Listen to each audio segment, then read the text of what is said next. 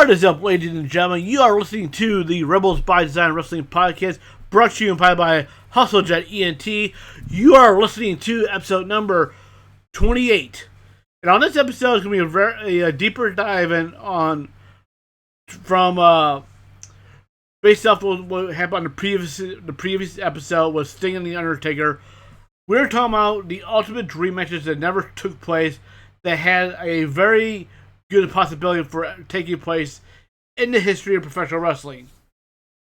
To me, the Ultimate Dream matches are the moments that are pitting two clear as day megastars of professional wrestling to square off and never face up beforehand until this moment happened. And something that, if it did happen, it would really definitely could very well change professional wrestling as we know it. Now, a prime example to me is like it's the one that create the everlasting moments that withstand the test of time. For the years that I have been a wrestling fan, one of those moments would have to be that is still to this very day found in highlight reels, beginning of video games and stuff like that. That is when Hulk Hogan slammed Andre the Giant at WrestleMania 3. Because that match, in a lot of ways, Barry said Andre was passing the torch to Hulk Hogan. I know Hulk Hogan was already the world champion at that time, and already established as a top guy in WWE, but WrestleMania 3 and what followed WrestleMania 3 truly propelled the WWE and the wrestling industry to a whole new level that lasted for a very long time. That is what, those are the kind of moments you kind of seek out when you think of passing the torches and what is the Ultimate Dream matches and stuff like that. Now, over the years, we have seen moments like that where there was an attempt of the passing the torch. Some, were successful, some were not. Such as when we saw they wanted to make Ultimate Warrior the next Hulk Hogan, the next superhero babyface at WrestleMania 6, where Ultimate Warrior defeated Hulk Hogan, but the Warrior's success wasn't to the same level as Hogan, so they had to revert back to Hogan at some point. Now, then we have what was like, when Shawn Michaels dropped the title to Austin, that ushered in a whole new era of the WWE at the time, which was the very launching of the Attitude Era, which was well on its way at that point, but it submitted that the new era has begun, and Austin was leading the charge. But when you think about the identifying of the Ultimate Dream matches that happened, such as like The Rock and Hogan at WrestleMania 18, you think of The Rock and John Cena for 2 years straight. But the once in a lifetime, as it was advertised at the very moment, was a crucial big moment. And when you think about that, those kind of matches that identify an era, that identified the torch being passed, were the ones that didn't happen, that could have happened, and should have happened. Now, we're not going to talk about The Undertaker versus Sting, because we did a whole episode previously on episode number 27. So if you want to go back and watch my take on that, it is all right there. But we're going to go a step further and deeper dive into those matches, and I'm also going to discuss what is the next one that we feel like is going to be the next Ultimate Dream match, or the ultimate changing of the guard torch passing match in wrestling history, and who's going to be in it. That's going to be and I would love to hear the feedback and what your opinion of what that's going to be in the comments. So please leave your comment on what you think is going to be the next Ultimate Dream match in wrestling history and who's going to be in it. Now keep in mind, it could be some people who are in the WWE already. It could be somebody who's not in the WWE yet that you may think in one day he might show up there, or vice versa, or in any other company. Kind of very curious to see what everybody else sees it as. So now, circling back to WrestleMania 17. I mean, excuse me, WrestleMania 18. Hogan versus The Rock was one of my favorite matches of all time. I still think it's one of the better. It is definitely the WrestleMania match that people identify with when they think about what was the big moment for WrestleMania 18. It was definitely that match. Now, even though I love that match, the crowd was amazing for the match. They ate it up. What if the alternate universe, we gotten Hulk Hogan versus Stone Cold Steve Austin? Now, this is a match that could have easily taken place on that night, and there was rumors a couple years later after the event that maybe it was going to happen again. We saw those Hall of Fame speeches where Austin referred to it. He still had one more can of whoop ass and it had Hulk Hogan's name on it. There were little teasers and there was little hints about that match possibly taking place later. And there's been on the record that Austin kind of thought that he should have had that match at WrestleMania 18. So, to me, that match could have happened and still happened. And we could have easily had Hogan Rock at WrestleMania 19 for that other Ultimate Dream match 1 year later. Or vice versa. There was still that possibility because, again, we're talking about two guys who were still active on the roster. Even though it was Austin's last WWE wrestling match in a very long time after WrestleMania 19. Very long time. And the idea that could have been Hogan versus Austin and Hogan is Austin's last match in many years is still a possibility. It's still a possibility. But either way, we could have still had both those two dream matches take place in the span of that 1 year span from WrestleMania to WrestleMania. Now, obviously, you didn't have to have it at WrestleMania, but if you're going to do a match of that caliber, you definitely want it on the biggest stage possible. Another one that was talked about, I remember hearing about, there were rumors of Hulk Hogan versus John Cena was another one that was thrown around quite a bit for some times too, but never actually materialized due to Hogan's declining health problem with his back, his knees, and his hips. But I do remember seeing that there was rumored about it happening before he went to TNA. And it was trying to remember exactly what WrestleMania that was off the top of my head.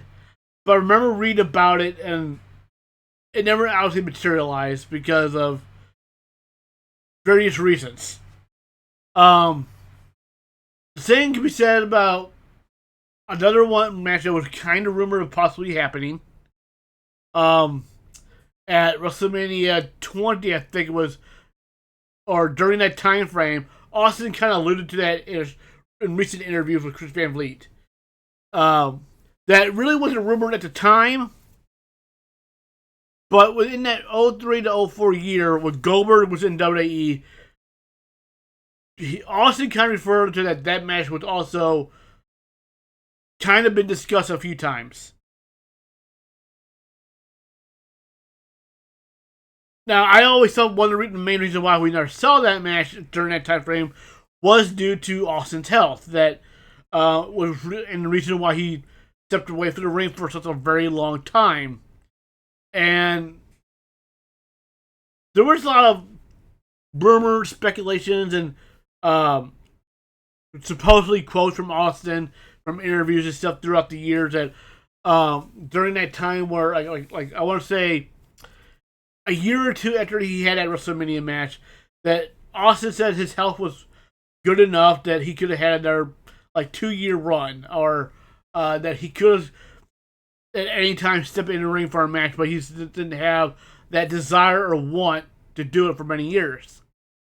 He was kind of burnt out. He wanted to just, live life and just be done.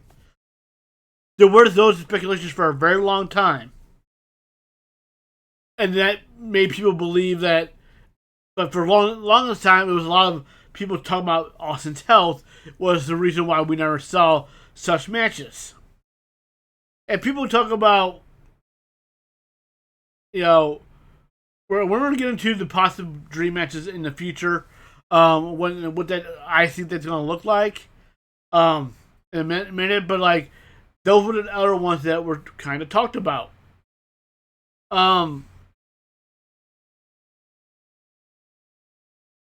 Now we talked about Sting and Undertaker on the last episode.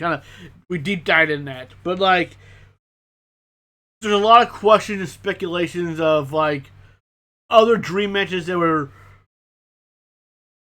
in a short window could have happened, could have been a lot bigger than it actually was. A lot of it had to do with how when WCW was brought up by WWE and they started doing the invasion angle, right? And how they treated the WCW talent and how they really made them look, they were not near on the same level at all compared to any of the WWE guys. But like when you think about the years prior to the buy-up and when the Monday Night War was in its peak, there were a lot of, we saw the wrestling magazines have all these different Ultimate Dream Match cards being made, this talent versus this talent over the years. And when you look at those magazine covers and you look at those potential matches that were in fantasy booking scenarios, and you look at the possibilities that could have happened in WWE for real when WCW got bought out, it didn't happen the way it should have, mainly because how WCW was treated, because Vince McMahon, wanted to feel his ego and tell the world that how much superior their WWE guys were, which you can't blame the guy for doing that when you win a war like that. But think about what if they brought in these guys as who they were in WCW and treat them as they're still big deals. What would you gotten? Because I remember a lot of people I want to say 98 especially, there was a lot of People Champion versus People Champion match, which would have been The Rock versus Diamond Dallas Page. Both of them, The Rock called himself the People's Champion. The announcers in WCW referred to DDP as the People's Champion when he started doing the crowd entrances, going through the crowd for the entrances. Now, by the time DDP got to WWE in 2001, the presentation for DDP was not there. He was not looked at as a top guy. He was the Undertaker. He became the Undertaker's personal punching bag in that silly Starker character and gimmick and storyline that nobody really likes. And you think about if Vince McMahon and their ego was able to be set aside for a little bit, and think about how much more money that company could have made by presenting these matches as they should be in these Ultimate Dream matches. What was the kind of business you could have gotten from that? I always refer to that kind of stuff. Like, if you had main event level presentation to DDP versus WWE's top guy, The Rock, there's money to be made in that, right? And you think about the invasion angle as a whole and all the talent that could have been brought in, or if they would have waited a couple years when all these top names turn contracts were over. Did you need to start the invasion angle in 01, or could you wait until 02 when you were able to get Hogan, Hall, Nash right out of the gate? Later that same year, you got Scott Steiner. First half of 03, you had Goldberg appearing. All the big names. Towards the end of 01, right after Survivor Series ended, there's Ric Flair. And when you look at the the invasion angle. And if you would have kept the WCW guys more on the same levels of WWE guys, and you had their bigger names, there's a lot of the marquee matches that you could have done in that time frame. And we kind of got some of them, but like not in the level they could have been. And we got Booker T versus The Rock. And Booker T was kind of, toward the end of WCW, was kind of doing their own. He was kind of trying to be his version of The Rock himself as far as how he dressed. He had the catchphrases. He was the number one babyface.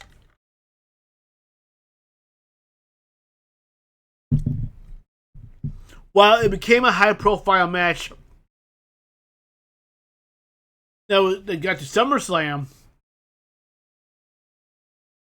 the build-up towards that match wasn't to that level that it could have been, in my opinion. But I kind of mentioned to us, what if we gotten, Scott Steiner versus like Kurt Angle? Now, why I picked that match for me is like because you get two guys who had amateur wrestling backgrounds in wrestling. So I thought that would be an interesting matchup at all, even though Scott Steiner's style was kind of totally different to a Kurt Angle at the time. It kind of made you wonder what could have been. Or had Chronic been the way they should have been, as far as their in-ring performance level goes. Because the match against the Brother of Destruction was absolutely terrible. But I felt like on paper, it could have been really good. Could have been. But honestly, what it looks like on paper versus actually what we actually got are two different things, But now, fast forward to like other dream matches that never took place. Some within WWE company for different reasons, and some were not. So,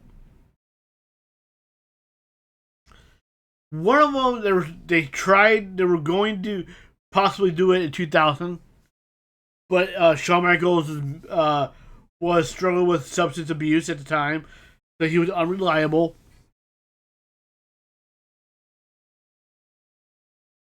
It took a couple years later that Shawn Michaels got clean up, but by the time Shawn Michaels got good enough to get back in the ring, The Rock was kind of wasn't very, very often.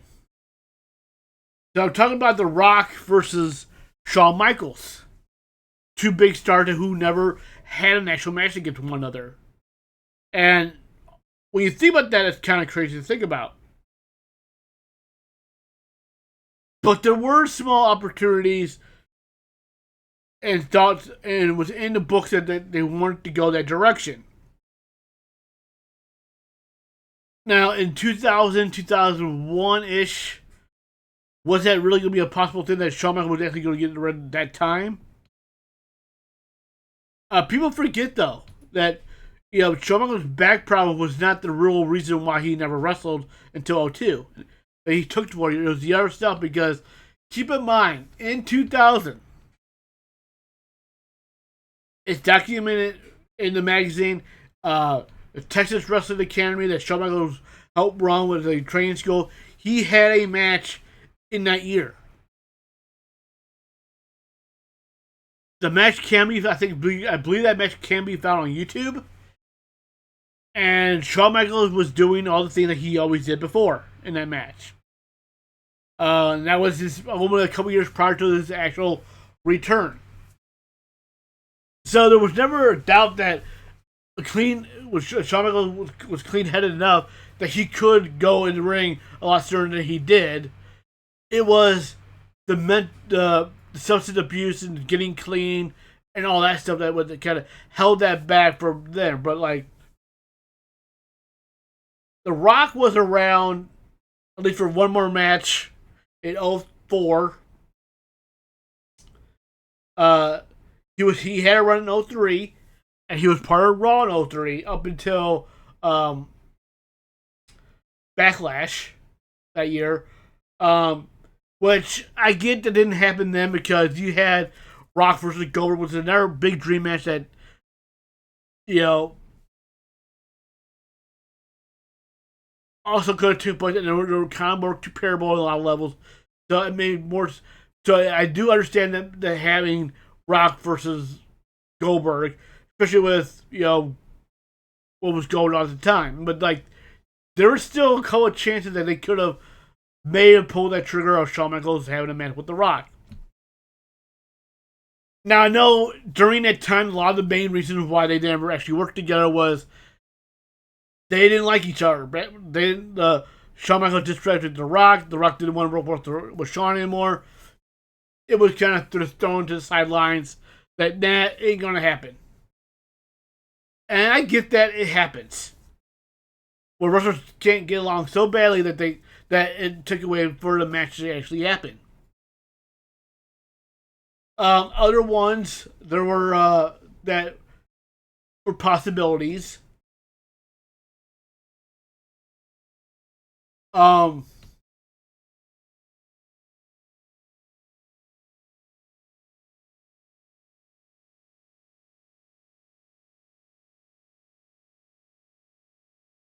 I want to sit there because when you think about the Ultimate Dream matches, like we had Cena versus The Rock twice, right?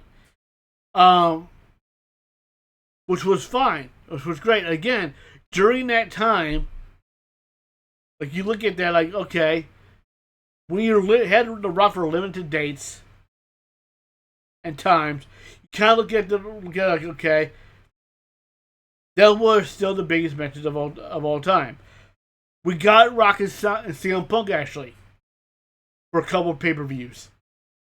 So even that took place, But one of those things like the last, but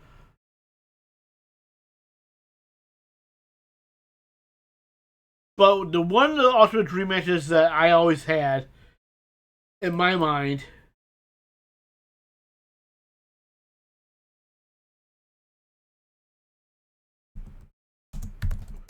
I look back at Kurt Angle in his retirement, right?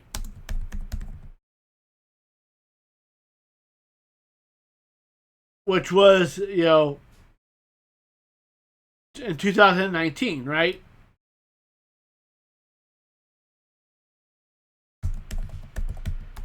Now, to me, when I think of Kurt Angle, I think like Ultimate Technician, Ultimate, can have a match with just about anybody and be great. Now, a lot of people were not happy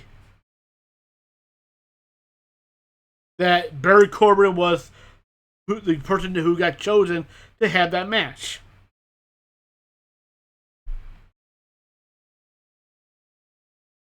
Now, which is understandable, right? Because when people say about Kurt Angle's final matches, they're thinking about either him going against one of his biggest rivals, or going against somebody that fits his style. And I know this is kind of reinventing the wheel, rebooking the entire WrestleMania 35 for it to happen, but there was the opportunity that we could have had the two of the greatest a chance of seeing two of the greatest technical wrestlers of all time facing off. You keep on WrestleMania 34, Kurt Angle had his first match in many years in WWE when he was in a mixed tag match with Ronda Rousey against Triple H and Stephanie McMahon in that. Now, in that same time period, Daniel Bryan had made his in-ring return after several years off due to concussion issues. He teamed with Shane McMahon at WrestleMania 34 for the in-ring return against Kevin Owens and Sami Zayn. And then he was the WWE champion losing to Kofi Kingston at WrestleMania 35. Even though Kurt Angle was not at the same level as the Kurt Angle we saw in TNA or in his last WWE run prior to that, I would personally would have loved to see those two have a match at some point in that time frame. And what better to do it at a WrestleMania stage, because they were very comparable as far as their in-ring styles. Of course, Daniel Bryan was a big enough star at, making his comeback that he would have been a good enough a worthy opponent.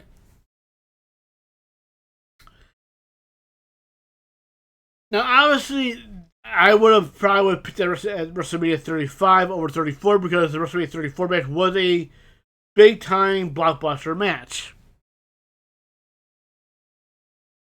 But I think Bryan Danielson versus Kurt Angle over Kurt Angle versus what we got with Kurt Angle and Baron Corbin. You know, I'm not trying to shit on or hate on Baron Corbin because he's, but he's not, that level in my opinion. Even though WWE for a while wanted so hard to push him, I just didn't feel like that he was the worthy opponent to be the guy to retire Kurt Angle. That's just my honest opinion. But imagine if it was Bryan Danielson versus Kurt Angle.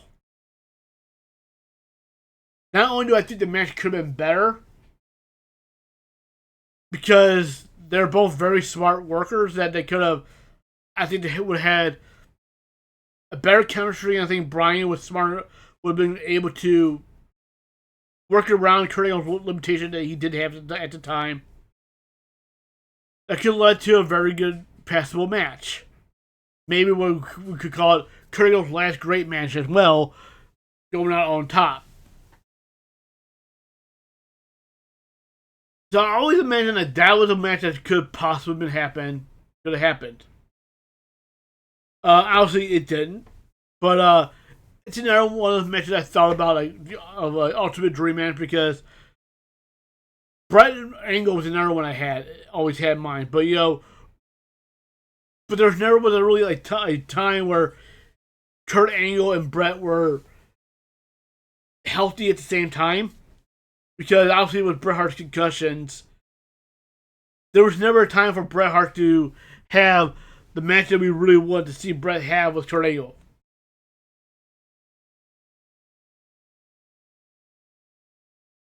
Now, I do believe that it definitely could have happened if Bret didn't have the concussion, and he could have actually still wrestled, that there could have been more possibilities for that to happen. But we know how wrestling history became with that. But, so that was an Ultimate Dream match that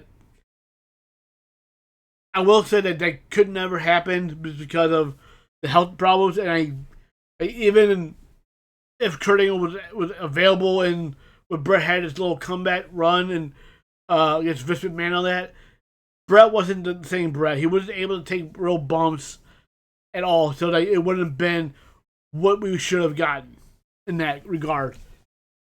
But again, we're talking more about the ones that really could have happened at some point, which is why I reflected to the Bryan Danielson Kurt Angle match, because they were on the same roster at the same time, as active,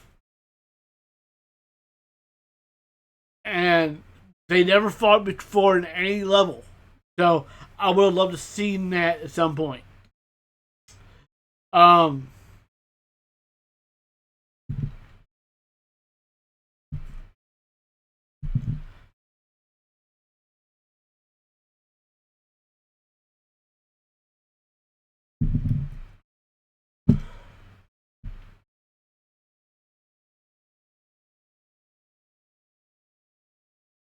Now, with the retirement of AJ Styles,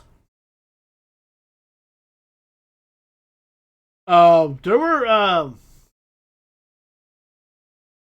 the good part about AJ Styles is that he pretty much was able to get pretty much all the dream matches that you possibly could have gotten out of them. Like there was that's the one thing I like about it, but like that they had like you kind of look back at AJ Styles' career, like like really, there was no regrets on that. But like I do remember seeing the it was a fake poster and had you wonder about it because it looked very good for a fake poster. I remember seeing a Royal Rumble poster only a couple years after Shawn had retired of Shawn Michaels versus AJ Styles, which would have been a match I would have loved to see. But realistically, even though Shawn was still with the company, he was still doing backstage roles. We all knew that match was never really going to happen because it would mean Shawn Michaels would have to break um, his promise of actually retiring after he looked at the retirement match. Even though he had that tag match that we all know that went up horribly, and he has regrets of ever doing it with the brother with Triple H versus the brother of the Destruction match. He'd rather forget about that and stick with his last match was against The Undertaker, which was a great way to go. But I would say that if there was anybody at that time that Shawn could have came out of retirement and had a great match with that person, it would have been AJ Styles. And I think even when that tag match had totally he was still like the best performer in that match. While he may not have been the fastest as he used to be, he loses speed and stuff, but he was still the better of the four guys in that match. Undertaker was breaking down. Kane was, uh, just kind of there, and Triple H obviously getting hurt. Has quite the effect on things. You know what I mean? Now, another Ultimate Dream match I had could have happened at any time, but the main reason why it never did ever happen was because they were on separate brands for so long. That would have been Brock Lesnar versus Batista. Even though Brock was the top guy on SmackDown, Batista didn't really submit himself as the top guy until 05, 06. You still got on the rise with Evolution and all that. And then Batista had a couple other runs afterwards. That I felt like a Brock Lesnar versus Batista match at some point could have happened, and I do see that as a dream match because here you got two powerhouse wrestlers. They became top guys, were a part of the same class of Ohio Valley Wrestling as along with Orton and Cena and so forth. That they were the only two that didn't really have the big feud. Like Brock feuded with Cena and Orton feuded. Brock feuded with Orton. Batista and Orton, Batista and Cena happened, but Brock and Batista never happened, and they were the only other two guys in that group that didn't have that square off. Everybody else fought each other at some point. They didn't.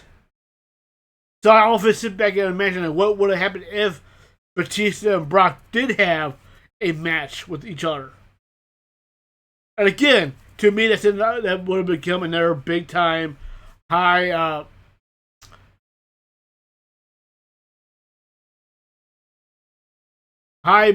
marquee match that would have sold off any kind of could have easily sold any WrestleMania or pay per view in the world if those two collided. So with brings to those are some I think on the top of my head. Like I said, please leave in the comments of your own dream matches that you think could have realistically happened but haven't. And also leading to my next question as well is, what do you think is going to be the next ultimate dream match, torch passing moment match in wrestling history? And that's because right now in 06, we're kind of seeing that with Brock and Obafemi. If the rumors are true and it's being speculated that at SummerSlam this year is going to be Brock's last match, and it's already talked about that the rubber match that is going to be Brock and Obafemi 3, and many want to believe that Oba's going to get the win one more time and send Brock into the sunset for one final time, and trying to submit as Obafemi as the next big powerhouse final boss style wrestler in WWE. And while a lot of people are saying The Rock needs to have that match with Roman, which as a torch passing match, I don't see it as a torch passing match. And I say that because over the years, The Rock had moments where he felt like he already had passed that torch. He put over Brock at WrestleMania, SummerSlam 02. He kind of did the torch passing deal with John Cena when they fought the second time when it was about the championship, and The Rock at the end of that show kind of acknowledged Cena and kind of give that torch passing moment then. And as established as Roman already is, I don't know if that's going to be it would have been a big benefit for Roman to get that win or not. It definitely would further the story of the bloodline. Yes. Would it still be a higher profile match if it took place in Saudi Arabia next year? Absolutely. But we're also at the same time, we're also at that point where we're kind of starting to look at who is the person that the Roman's going to pass the torch to, because Roman's already been established as a top guy. When he has that record, the record that he holds of that title run that he has had, he's already cemented as one of the all-time greats in WWE history. So that question becomes, who does Roman pass the torch to? Because to me, that's where we're at right now, is that we're looking at the landscape of WWE, and we're looking at, okay, who is the guy that's going to benefit that Roman, that we feel like Roman is for sure would pass that torch to? Is it Jacob Fatu or a member of the bloodline? Possible.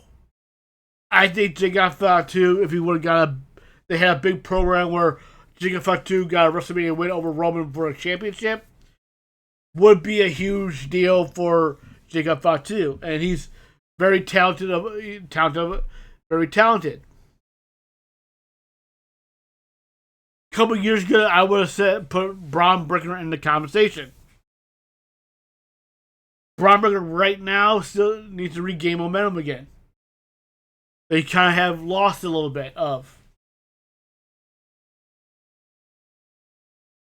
But then you gotta look at, okay, you also have not only Roman's possibility of passing a torch of putting over somebody major in a major way. I think somebody we were seeing probably do that before Roman does. You gotta look at CM Punk's direction. CM Punk, who's obviously is older than Roman, getting closer to the 50 age. How many more years does CM Punk have left compared to Roman? While there are speculations about Roman making that transition to Hollywood as well, so we might have a situation where they both could be in that scenario where they're about ready to pass the torch to somebody. And if that's the case, who do we see CM Punk doing that to as well? Because he's fully capable of doing the same thing. There are a lot of guys on the WWE roster that could easily become that breakout star if built up in the right way. And right now, the only guy they're building up the right way as far as being a top guy is right now Obafemi. Because they're kind of slow burning everybody else. Like, Trick Williams could be somebody that could benefit or be a torch. Somebody they'll pass the torch to in a couple years. If they keep building them up the right way. You know, Carmelo Hayes and Javon Evans, you know, there are a lot of people are looking at them as, you know, possible future top people in WWE history in the next few years. But right now, the way they're being presented, I can't believe it. In a believable stance of Roman or CM Punk putting them over, and I'd be like, yeah, that makes sense. And I say that more by Hayes and Evans right now than anybody else. They pretty much have, Trick's been protected pretty well. That it wouldn't take a whole lot to get him to that next level if they decide to, light the rocket, so to speak. Now, who fits better for, let's say, Trick Williams is that nice guy that they want to make? Who fits better between Roman or CM Punk in that hypothetical scenario? I kind of had to lean towards Roman on that one. Just kind of based on the style, to me. Now,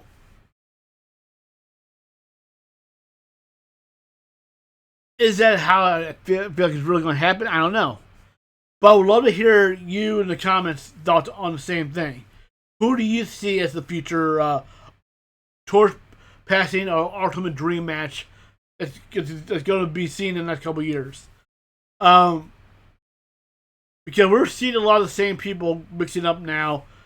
And is it somebody big? Is there anybody big up in AEW or TNA or anywhere else or elsewhere that if they would have made that jump into WWE or vice versa, would it be the match? That's also a scenario. Because when people see with AEW, well, the first guy they immediately go to would be MJF. And depending on what side of the fence you sit on, as far as are you an AEW fan or not, or you see it, or you're part of that tribalistic war, which I'm not. I support all wrestling that I possibly can. NJF and Punk already had a big time feud in AEW, and it was fantastic. But you kind of scratch your chin. Like, what if NJF did make that jump someday, and he faces Roman? There's potential there, but obviously there's something that had to happen beforehand, because I do agree that in some point of MJF's character, some of that stuff is getting stale. The whole low-bearing fruit insult that he does every promo kind of is getting tiresome. Especially when you know that he is capable of so much more. I mean, he's a brilliant mic worker, but he kind of sticks to the same pieces of fruit each time, when he really probably could have a lot more range in that could have made it make him fresher and made it make more marquee matches up, more marquee matches. So, with that being said, I'm going to wrap things up. So please, in the comments, tell me what you think your ultimate dream matches that you really think could have happened but didn't, and when it would have been, and who was involved. And also tell me what do you think is going to be the future Ultimate Dream matches in wrestling history in the upcoming years? Please let me know in the comments. I love to read them and love to respond to them. I'll probably read some on the next episode, number 29. Until then, please like, subscribe, and share. Always appreciate it. Thank you all very much, and I'll see you in episode number 29. Thank you.